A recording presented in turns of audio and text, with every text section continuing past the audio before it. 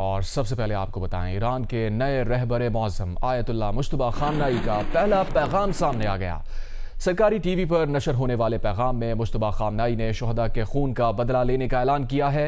मशरिक़ वस्ता में तमाम अमरीकी फौजी अड्डे बंद करने का मुतालबा करते हुए बोले, इन अड्डों पर हमले जारी रहेंगे, हम दुश्मन के असासों को तबाह कर देंगे, दुश्मन से अपने नुकसान का हर्जाना वसूल करेंगे, आपनाए हुर्मुज़ बंद रहेगी।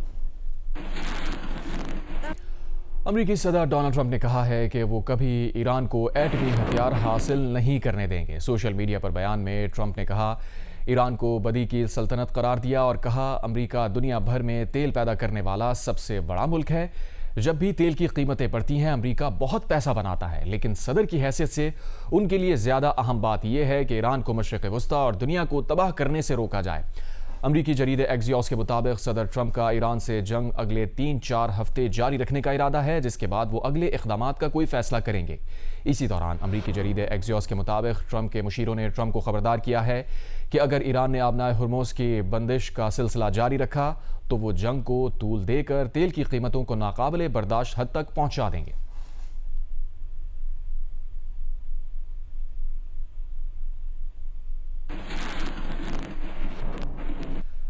वज़ीर आज़म शहबाज शरीफ सऊदी अरब पहुंच गए हैं। वज़ीर आज़म खित्ते में अमन कोशिशों के लिए सऊदी अरब पहुंचे हैं, जहां वो मोहम्मद बिन सलमान से मुलाकात भी करेंगे। आज़म शहबाज शरीफ ईरानी सदर मसूद पज़ेश्कियान से खित्ते की कशीदा सूरत हाल पर तफसीली गुफ्तगू के बाद सऊदी अरब पहुँच गए। अमरीकी जरीदे ब्लूमबर्ग के मुताबिक शहबाज शरीफ मशरिक़ वस्ता की सूरत हाल पर सऊदी वली अहद शहजादा मोहम्मद सलमान से मुलाकात करेंगे और वली अहद से गुफ्तगू के जरिए मुज़ाकरात और सफारतकारी की राह हमवार करने की कोशिश करेंगे। वज़ीर आज़म के एलामी के मुताबिक वज़ीर आज़म शहबाज शरीफ का जद्दा एयरपोर्ट के शाही टर्मिनल पर मक्का रीजन के डिप्टी गवर्नर ने इस्तकबाल किया। एलामिया में कहा गया कि सऊदी वली अहद और वज़ीर आज़म की मुलाकात में खित्ते की मौजूदा सूरत हाल और दो तरफा ताल्लुकात पर तफसीली बातचीत होगी। ईरान के सदर मसूद पज़ेश्कियान और वज़ीर आज़म शहबाज शरीफ के दरमियान गुज़िश्ता रोज राब्ता हुआ था। ईरानी सदर ने बातचीत के बाद कहा था कि इस गुफ्तगू के दौरान उन्होंने खित्ते में अमन के लिए ईरान के अज़्म को एक मरतबा फिर दोहराया है। आज एक बयान में ईरानी सदर ने जंगबंदी की 3 शराइत पर बात की। कहा कि आगे बढ़ने के लिए दुनिया को ईरान के आईनी हुकूक तस्लीम करना होंगे, जंग में होने वाले ईरान के नुकसानात का हर्जाना अदा करना होगा और इस बात की आलमी ताकतें जमानत दें कि आइंदा ईरान के खिलाफ जारियत नहीं होगी। तर्जुमान दफ्तर खारजा ने कहा है कि पाकिस्तान ईरान के मामले में मसालहत की कोशिशें कर रहा है। अमरीका और ईरान के अलावा दीगर दोस्त ममालिक से भी राब्ते में है। अफगानिस्तान का दौरा करने वाले 3 रुकनी वफ्द को पाकिस्तान की तरफ से नहीं भेजा गया। अफगानिस्तान से मतलूब यकीन दहानियां ना मिलने के बायस हमारी पॉलिसी में कोई तब्दीली नहीं आई। पाकिस्तान की ईरान के मामले में मुसालत की कोशिशें। वज़ीर आज़म शहबाज शरीफ नायब वज़ीर आज़म इसहाक डार के हमरा सऊदी अरब के एक रोजा दौरे के दौरान सऊदी वली अहद मोहम्मद बिन सलमान से भी मुलाकात करेंगे। ईरान के तेल बरदार जहाजों से मुतल्लिक मामलात ईरान और मुतल्लिका हुकूमतों के दरमियान है। यूएई में 2 पाकिस्तानी शहरियों के जाँ बहक होने पर दुख है। उनकी मैयतें पाकिस्तान लाने के लिए मुतासरा खानदानों से ताउन जारी है। ईरान समेत खित्ते के मुख्तलिफ ममालिक में फंसे पाकिस्तानियों की मदद के लिए वजारत खारजा में क्राइसिस मैनेजमेंट यूनिट 24 घंटे फाल है। ये सब कहा तर्जुमान दफ्तर खारजा ताहिर हुसैन इंदिराबी ने वजारत खारजा में हफ्तावार ब्रीफिंग के दौरान। उनका कहना था कि अमरीकी फौज की सेंट्रल कमांड ने नेवल फोर्सेस का एक बयान सोशल मीडिया पर शेयर किया है, जिसमें नेवल फोर्सेस अमरीकी बहरी बेड़े में शामिल जंगी बहरी जहाज जेराल्ड पर आग लगने के वाक़े का जिक्र किया गया है। बयान के मुताबिक जहाज में आग लॉन्ड्री वाले हिस्से पर लगी थी। आग लगने की वजह जंगी नहीं थी। नेवल फोर्स के मुताबिक आग पर काबू पा लिया गया। आग लगने से 2 अमरीकी फौजी जख्मी हुए हैं, जिनकी हालत तशवीशनाक नहीं है। बयान में कहा गया है कि जहाज के प्रोपल्शन प्लांट को कोई नुकसान नहीं पहुंचा। अमरीकी बहरी बेड़ा बहेरा अहमर में मुकम्मल तौर पर फाल है।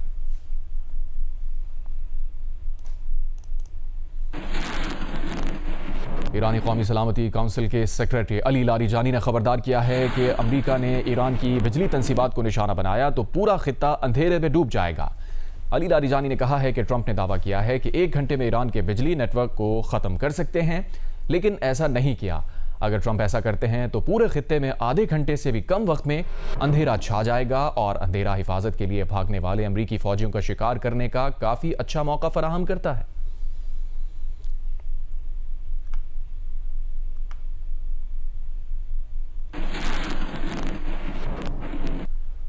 खलीज ओमान में पाक बहरिया की मौजूदगी का इंकशाफ हुआ है। खलीज ओमान से पाक बहरिया ने PNSC के जहाज़ों को अपने हिफाजती हिसार में कराची तक पहुंचाया है। इस खबर की मजीद क्या तफसीलात हैं, ये जानेंगे अली इमरान सैयद से। अली, बताइएगा क्या डिटेल्स हैं मजीद? जी, ऐसे वक्त में जब अमेरिकन नेवी होर्मुज में जहाज़ों को स्कॉट करने से कतरा रही है, ऐसे मौके पे डेयरिंग अटेम्प्ट की है पाकिस्तान नेवी ने, और गालिबन ये दुनिया की पहली नेवी है कि जिसने अपने जहाज़ों को, तेल के जहाज़ों को बाहिफाजत अपने मुल्क की बंदरगाह तक पहुंचाया है। PNSC के 2 जहाज सरगोदा और शालामार, इसमें तकरीबन 12 करोड़ लीटर तेल लदा हुआ है, तेल से मईशत चलती है। और ऐसे वक्त में जबकि खलीज फार्स में सप्लाई बंद है, पाकिस्तान नेवी PNSC के 2 जहाज़ों को स्कॉट करने में हिफाजत में अपने लेकर के आने में कामयाब हुई है, हिफाजती हिसार में। तो ये बड़ी इंपॉर्टेंट जो है वो समझा जा रहा है और जबरदस्त स्ट्रैटेजी समझी जा रही है पाकिस्तान नेवी की जानिब से, पाकिस्तान की जानिब से, कि जबकि दीगर मुल्कों की नेवीज हिचकिचा रही हैं, पाकिस्तान नेवी 12 करोड़ लीटर के करीब तेल यहाँ पे लाई है। ऐसे में जबकि फुजैरा पे 3 जहाजों पे हमला हुआ, वहां की ऑयल स्टोरेजेस पे हमला हुआ, वो वॉर लाइक समंदर कहला रहा है फुजैरा के करीब, गल्फ ऑफ ओमान। ऐसे में पाकिस्तान नेवी 2 जहाज में 12 करोड़ लीटर पाकिस्तान पहुंचाने में कामयाब हुई है और एनर्जी सिक्योरिटी को इंश्योर करवाने में कामयाब रही है। जी, इस अहम खबर की तफसील आपने शेयर की अली इमरान सैयद, बहुत शुक्रिया आपका।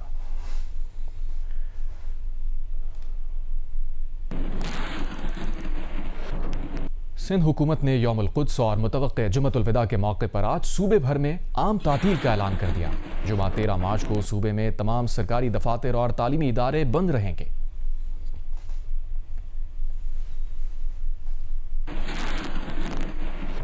वज़ीर आज़म शहबाज शरीफ की एडवाइस पर सदर मुमलिकत आसिफ अली जरदारी ने निहाल हाशमी को गवर्नर सिंध तैनात करने की मंजूरी दे दी।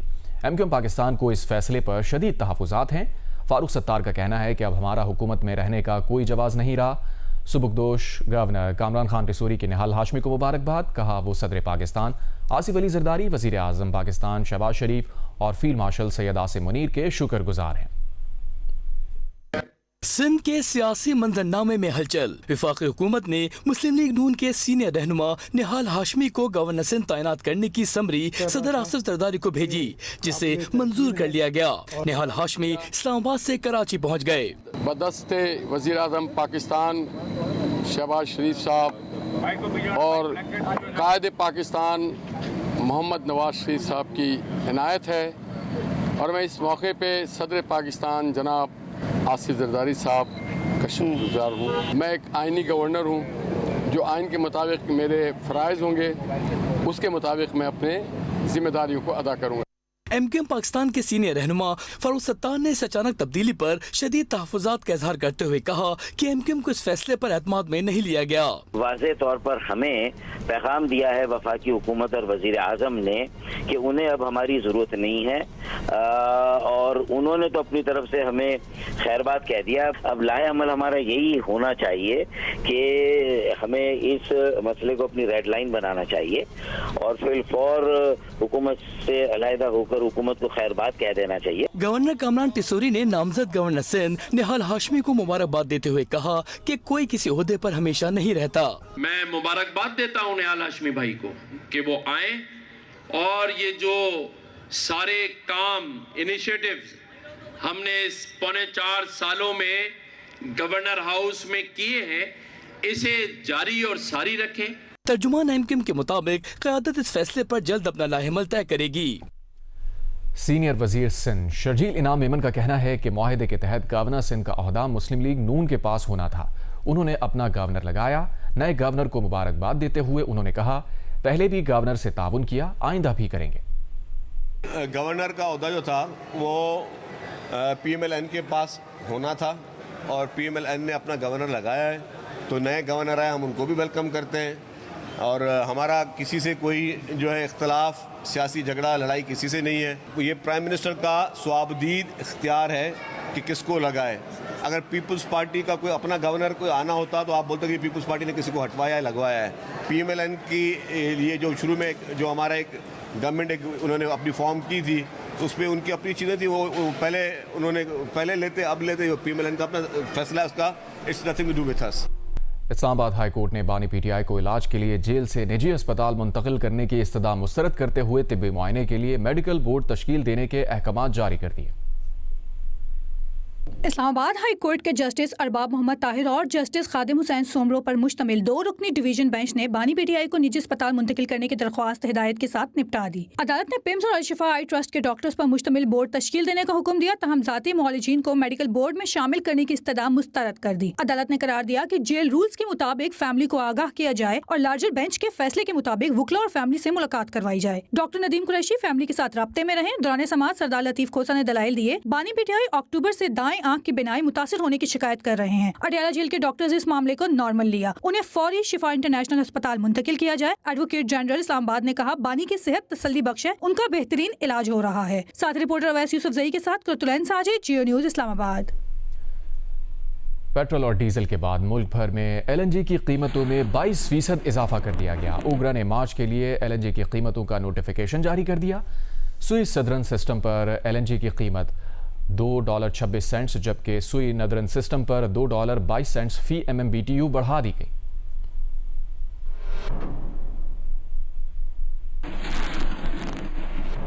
वफाकी वज़ीर डॉक्टर तारिक फजल चौधरी ने कहा है कि बानी तहरीक इंसाफ के हवाले से इस्लामाबाद हाई कोर्ट का फैसला सर आंखों पर है। इस फैसले पर मिनोअन अमल दरामद किया जाएगा। प्रोग्राम कैपिटल टॉक में बात करते हुए तहरीक इंसाफ के उमैर न्याजी ने कहा बानी तहरीक इंसाफ के मामले की गेम वजारत दाखिला के हाथ में आ गई है। प्रोग्राम में गवर्नर सिंध की तब्दीली पर मुत्तहदा के तहफ़्फ़ुज़ात पर भी बात की गई। हाई कोर्ट के फैसले की बात तो सर आंखों पे, हमेशा इससे पहले भी जब भी कोर्ट्स के फैसले हुए हैं, इमरान खान साहब की मुलाकात हुई है, तो अभी भी जो हाई कोर्ट का फैसला है जी, जैसे मैंने पहले कहा कि सर आंखों पे है, उसको उस पर मनोवन इंशाल्लाह अमल दरामद किया जाएगा। क्यों नहीं ज़ाती नॉलेज को एक्सेस दी जाती, क्यों नहीं इस चीज़ को हम तोड़ते? वही सलीमुल्लाह से कलीमुल्लाह करते हुए इस फैसले का लुबे लुबाब किया है कि आ गई है समीउल्लाह से, हाँ समीउल्लाह से, सलीमुल्लाह नहीं, समीउल्लाह से कलीमुल्लाह होते हुए आग किधर गई है? इंटीरियर मिनिस्ट्री के हाथ में गेम आ गई। कुर्सी का तकाजा होता है कि एक जमात जो है वो काबीना में आपके साथ बैठी हुई है, तो उस जमात का गवर्नर अगर हटाना है तो उनको बता तो देना कि भाई हम आपका गवर्नर हटा, बताया भी नहीं आपने उनको। अगर MQM के तहफ़्फ़ुज़ात इस सिलसिले में हैं तो यकीनन उन्हें दूर किया जाएगा। प्राइम मिनिस्टर तो अपने तमाम इत्तेहादियों को अपने बहुत छोटे छोटे फैसलों में भी कॉन्फिडेंस में लेते हैं। इस फैसले में MQM की अगर कोई तहफ़्फ़ुज़ात हैं तो मैं आपको अश्योर करता हूं कि हम उन्हें इंशाल्लाह दूर करेंगे। आज हमें वो नेशनलिज्म दोबारा से कंस्ट्रक्ट करना है, तो उसमें मामार एक अगर आप नहीं रियलाइज करते, मगर एक मामार इमरान खान भी है, उसको भी साथ मिलाए, बाकी भी हैं, हम नहीं वो साथ मिलने के लिए तैयार है। देखें क्यों नहीं मिलेंगे? इमरान खान देखें मुल्क के लिए, मुल्क की यूनिटी के लिए बिल्कुल तैयार है। ईरानी वज़ीर ख़ारजा अब्बास अराग़ची ने कहा है कि इसराइल ईरान पर हमले करके ईरान के तारीख़ी विरसे को निशाना बना रहा है। इस पर यूनेस्को को आवाज़ बुलंद करनी चाहिए। अब्बास अराग़ची ने कहा इसराइल 14वीं सदी के आसार क़दीमा के मकामात पर बमबारी कर रहा है। यूनेस्को के आलमी सकाफ़ती विरसे में शामिल तारीख़ी मकामात पर बमबारी की गई है। अब्बास अराग़ची ने कहा जो निज़ाम एक सदी भी कायम ना रहे उसकी सदियों पुरानी तारीख़ वाली कौमों से नफ़रत फितरी है, लेकिन यूनेस्को का ऐसी कार्रवाइयों पर खामोश रहना नाकाबिल कबूल है। अमरीकी सदर ट्रंप ने ईरानी फुटबॉल टीम के वर्ल्ड कप में शिरकत ना करने पर तबसरा करते हुए कहा है कि वो वर्ल्ड कप में ईरानी कौमी फुटबॉल टीम की शिरकत का खैर मकदम करते, लेकिन यकीनन ईरानी कौमी फुटबॉल टीम का अमरीका में होना उनकी अपनी जानों और हिफाजत के लिए मुनासिब नहीं होता।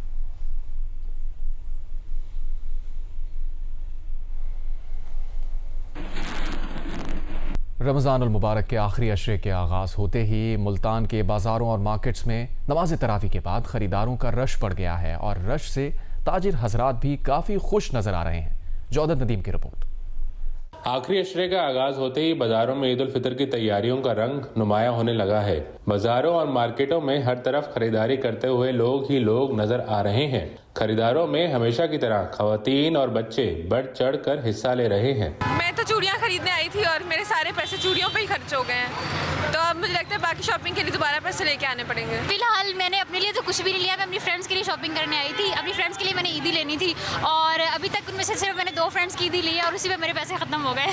खरीदारी में जूतों, कपड़ों और रेडीमेड गारमेंट समेत ज्वेलरी, मेकअप किट्स की दुकानों पर ज्यादा रश है। ईद की मुनासबत से दुकानों को खूबसूरत अंदाज में सजाया गया है और ताजर खरीदारों को मुतवज्जह करने के लिए खसूसी रियायती ऑफर्स भी दे रहे हैं। अल्हम्दुलिल्लाह पिछले साल से भी कुछ ज़्यादा बेटर है इस दफ़ा ना, तो कस्टमर आ रहे हैं माशाल्लाह, बहुत अच्छा रिस्पॉन्स मिल रहा है हमें और बहुत रिस्पॉन्स है हमें कि भी चीज़ अच्छी वैरायटी के हिसाब से भी बहुत अच्छा रिस्पॉन्स है। बाजारों में खरीदारों का रश बढ़ते ही शहर भर की तमाम छोटी बड़ी मार्केटों में सिक्योरिटी के भी सख्त इंतजामात किए गए हैं। बाजारों में खरीदारी के लिए आने वाले शहरों का कहना है कि महंगाई ने हर शख्स की कुव्वत खरीद को बहुत बुरी तरह मुतासिर कर रखा है। ऐसे में ताजिर तबके को चाहिए कि कीमतों में खसूसी कमी करके हर शख्स को ईद उल फितर की खुशियों में शरीक होने का मौका फराहम करें। कैमरामैन मुद्दसिम क्लासरा के साथ जौद नदीम, जियो न्यूज़ मुल्तान। हाजिर होंगे ब्रेक के बाद।